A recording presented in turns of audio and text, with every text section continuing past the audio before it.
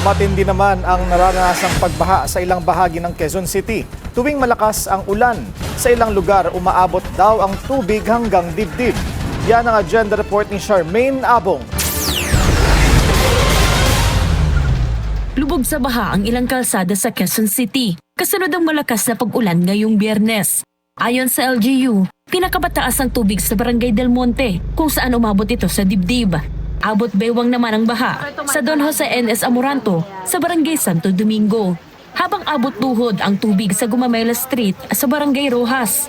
Sinuspende rin ang afternoon face-to-face classes sa mga pampublikong paaralan sa Quezon City dahil sa sama ng panahon. Ayon sa mga apektadong residente sa Barangay Apolonio Samson, nakahanda sila anumang oras sa paglikas sakaling lumakas pa ang ulan at tumaas ang baha. Muli namang nagpaalala ang LGU na iwasan ang paglusong sa baha para maiwasan ang disgrasya at sakit na dulot nito. Para sa agenda, Charmaine Abong, Billionaire News Channel. Manatiling nakatutok sa Billionaire News Channel. Sumubaybay sa aming social media accounts at mag-subscribe sa aming YouTube channel para sa mga eksklusibong balita at storya.